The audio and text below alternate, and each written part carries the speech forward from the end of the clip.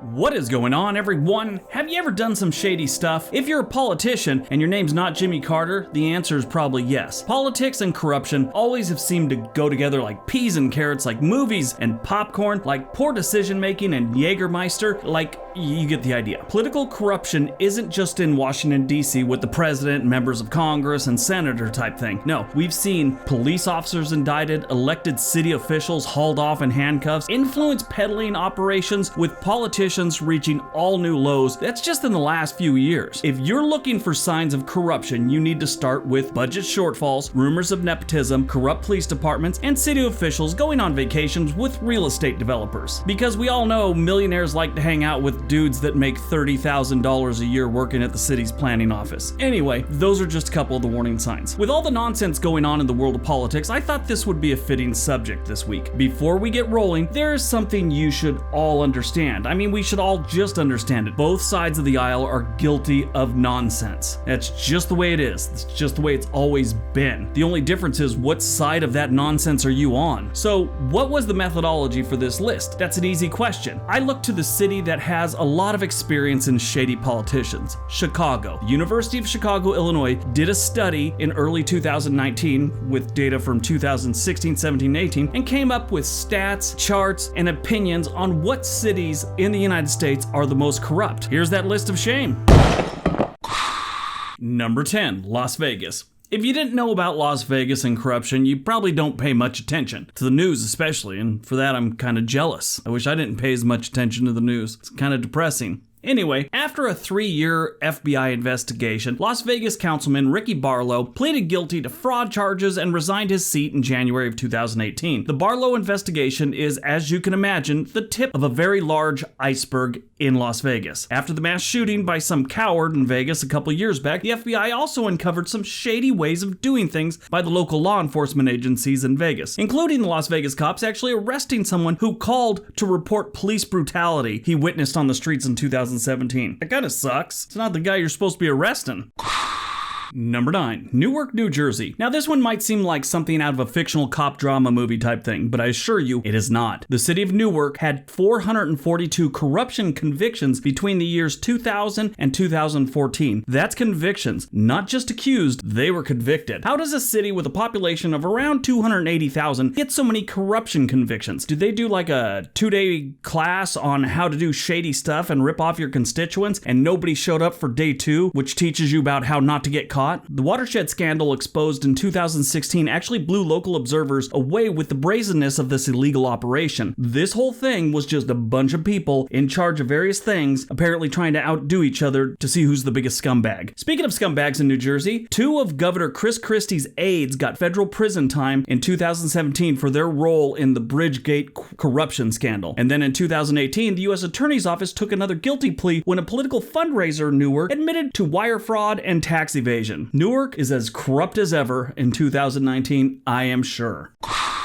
Number 8, Los Angeles, California. Since the turn of the century, Los Angeles has posted 507 corruption convictions, and that alone gets them on this list. They would have been higher, but they have like 10 times as many people, 10 times as many politicians, and 10 times as many departments than, say, Newark, New Jersey, in number 9. So the per capita saves them from being much higher on this list. If you go all the way back to the 1920s, you'd probably be shell-shocked reading all the crap people running the City of Angels have tried to pull off and failed at. I grew up in Los Angeles in the 80s and 90s, and I always remember some sort of corruption scandal going on. Then you have the LAPD, which has made great strides in the right direction in the last 20 years or so. Still got a long way to go by most people's accounts. The days of letting the cops who beat Rodney King go free are a distant memory, but clearly there are problems city officials need to get a handle on. Everyone in LA hates the DMV, even more so when they found out DMV officials were taking bribes. Most of the people were pissed off they didn't know there was a bribe system in place that could have got them to the head of the line to renew their license. Ask anyone who grew up in Los Angeles and they will tell you the DMV is an all-day affair of suckage for the most minor things. Oh, and Compton's mayor was found guilty of corruption and sent to jail. LA has a long way to go.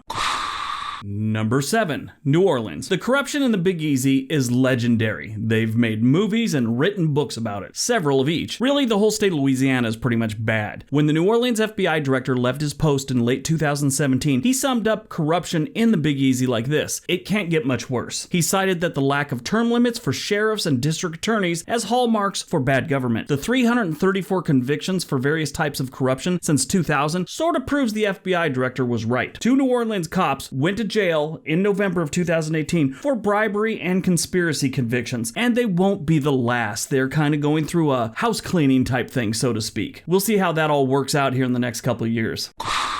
Number 6. New York City. Corruption convictions go back to the early 1800s in New York City. Like New Orleans, so many movies have been filmed and books have been written about the corruption in New York City. They almost take pride in it for some reason. How sad is that? The New York City Police Department corruption scandals over the years have always kept the city in the top 10 of most corrupt cities. In 2017, the city watched as 2 cops and a former prosecutor got arrested for a bribery scheme involving gun permits. In 2018, a Brooklyn Assembly member got hit with an 11-count indictment from the FBI. New York has gotten better in recent years, but it's going to take generations for them to change such a corrupt system. Even New York City street parking is preposterously corrupt. That's what one post said. That could be a great scary movie, if you think about it. I want to do the voiceover for the trailer. When meter maids go bad, you'll see what happens when you go 1 minute over at the wrong parking meter. This parking enforcement doesn't play nice. They'll even check your car insurance, bite the head off your Geico Gecko bobblehead doll, and spit it back at you. Yeah, it's that bad, New York City. They're going after the Geico Gecko.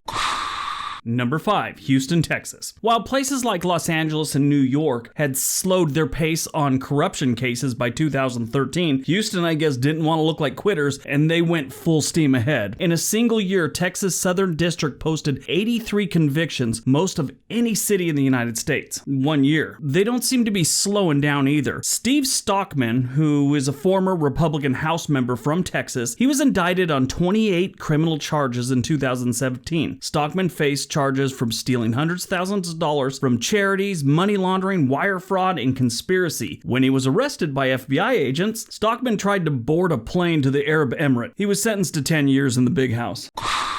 Number 4, Baltimore, Maryland. Baltimore is a city on the mend. A lot of people see it as turning around within the next 5 to 10 years, and if you know where they've been in the last 3 or 4 decades, you know that's saying something. If you go simply by the number of corruption convictions in the recent decades, Baltimore isn't that bad. However, the magnitude of the corruption events is, like when the FBI exposed the police department corruption. In 2018, a sergeant pled guilty to racketeering and other federal crimes, while a local businessman involved in the same case got 11 indictments for money laundering. There's also planting of evidence, all kinds of nasty stuff in there. Meanwhile, while all this is going on, the entire police department is still reeling from the Guns Trace Task Force, a scandal that could have been on an episode of any gritty cop show. In a 2016 investigation, the U.S. Department of Justice found that the Baltimore Police Department was abusive and corrupt on multiple levels. They had widespread racism at every stage of its enforcement, and a constant source of constitutional right violations. The Justice Department explained that these practices have eroded the community's trust that is critical to the effectiveness of policing. The U.S. Attorney on the case described the group as both cops and robbers at the same time. They were basically preying on the citizens. And the more you read about that case, it just gets worse. I read about 30 minutes on the Gun Trace Task Force, that part alone, and it was bad. It was bad. But in January of last year, 2018, the mayor of Baltimore announced that she was firing the city police commissioner, Kevin Davis. Davis's successor, Daryl D. DeSosa, sailed through the confirmation process, and he was put in as the police commissioner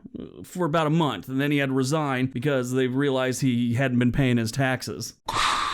Number 3, Detroit. No one has considered Detroit a pillar of good, honest government in a very long time, if ever. But Detroit didn't make the University of Illinois Chicago's top 10 most corrupt cities in 2015. So that's good. 2015, they weren't on the list. They were on the straight and narrow. They had pulled it together, and they became a shiny beacon of hope and prosperity for 1 year. It was nice while it lasted, but in 2016, they went back on the list. Since then, things have taken a serious turn for the worse. The FBI's massive citywide corruption probe netted 12 convictions and charges against 19 different people as of December of 2018, and apparently they're still working on others. The FBI agents spent years listening to phone calls from more than a dozen people, including some politicians, businessmen, as part of this widening investigation into public corruption in the Metro Detroit area. Now, this is all according to sealed federal documents. Now, if they're sealed, how do we know about it? How did I get this information? I didn't break any laws. It was on a website. Really strange. I thought sealed means we're not supposed to know about it. Anyway, 6 Detroit cops were indicted on extortion charges that same month that they arrest all these people. I guess they're trying to get attention away from how many vacant lots they have in Detroit. Google Map Detroit. It's scary how many vacant lots they have. So many people just up and bailed on this city and abandoned their homes. The city had to start knocking down the homes because people were squatting in them and just setting them on fire sometimes. As if Detroit hasn't had enough hurdles over the years. They get a bunch of a-holes that are supposed to be working on a fix. Instead, they're doing a bunch of shady stuff. Sad.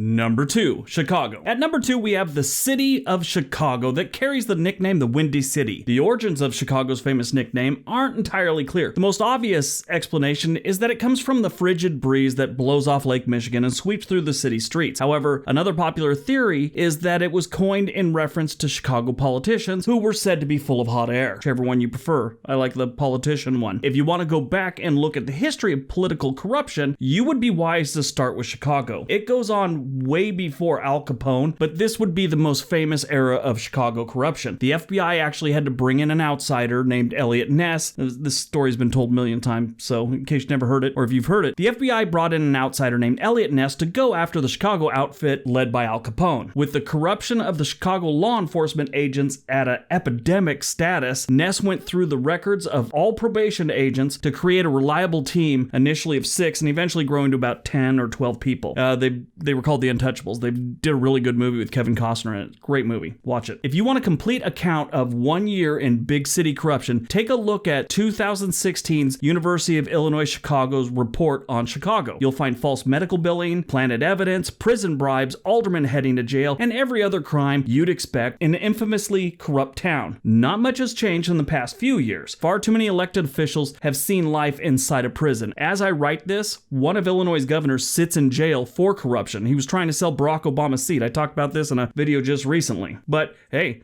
they ain't the worst.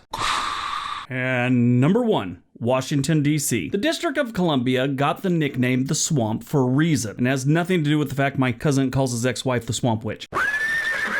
Now, the study that I got most of this information from put Washington, D.C. at number 1 because of various events and convictions in the Washington, D.C. metro area. But they really focused on what has been going on in big boy politics called the federal government. The study was about what's happening now, the last 3 years or so. That's how they do it every year. It's what's going on the last 3 years. So it was pointing a lot of fingers to the current administration. Sure, they've had a bad run of things. People are going to jail and things like that. But really, it's nothing new. This has been going on forever. They just happen to be the ones sitting in the seat this year. All administrations, all political parties do the same shady stuff. It's just a different angle this time. That's all it is. In a couple years, maybe 1, maybe 5 years from now, DC will be on the list with a new cast of characters, I guarantee. But yeah, Washington, D.C. is currently considered the most corrupt city in the United States for 2019. Good going, D.C.